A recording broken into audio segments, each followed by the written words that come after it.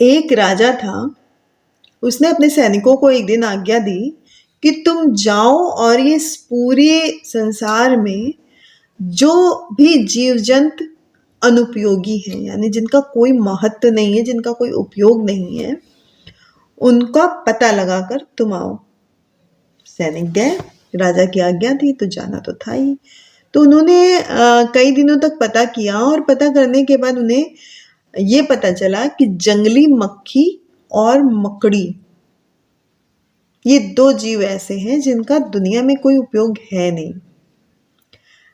जब राजा ने ये बात सुनी तो उसने आज्ञा दी कि इन दोनों जीवों को खत्म कर दिया जाए, मतलब पृथ्वी से पूरी तरह से समाप्त कर दिया जाए। अभी आज्ञा का पालन होता उसके पहले ही राजा के पड़ोस में जो उनसे भी ज्यादा एक शक्तिशाली देश था, उसके राजा ने उस राज्य पर आक्रमण कर दिया। बहुत युद्ध चला और इस युद्ध में राजा हार गया। हार कर वो बंदी न हो जाए इसके लिए वो जंगल में भाग गया। जंगल में भागते भागते भागते भागते वो बहुत थक गया और एक पेड़ के नीचे जाकर सो गया।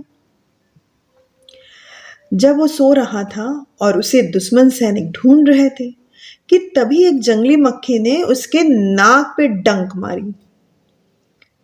उसकी वजह से राजा की नींद खुल गई और उसे एहसास हुआ कि इस तरह से तो पकड़ा जा सकता है, इसलिए उसे छुप जाना चाहिए।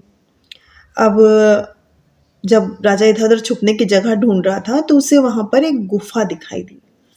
तो राजा उस गुफा के अंदर चला गया और तभी एक कुछ मकड़ियां वहां पर जो थी, उन्होंने वो जो गुफा का द्वार था उसे बंद कर दिया, मतलब जाला बना दिया वहां पर पूरा।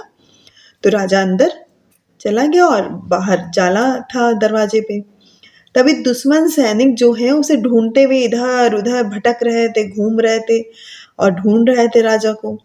तो एक सैनिक ने कहा वो गुफा है, हो ना हो राजा वहीं छुपा है, चलिए वहीं चलकर देखते हैं। तो दूसरे सैनिक ने कहा तुम बेवकूफ हो क्या? अगर राजा इसके अंदर जाता तो ये जाला टूट नहीं जाता। राजा इसके अंदर नहीं गया है, चलो उसे वहां चलकर ढूंढते हैं।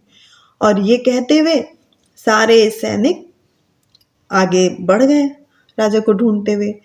राजा गुफा के अंदर बैठा बैठा सारी बातें सुन रहा था। उसने सोचा कि अगर आज जंगली मक्खी और ये मकड़ी ना होती तो मेरी जान तो गई, मैं तो नहीं बच सकता था। तो कैसे हो सकता है कि ये दोनों उपयोगी नहीं है? इनका भी अपना महत्व है ना? तो ये सच है दोस्तों कि इस दुनिया में सभी जीवों का, सभी जंतुओं का और सभी व्यक्ति का अपना अपना महत्व है, इसीलिए सबका आदर करना चाहिए।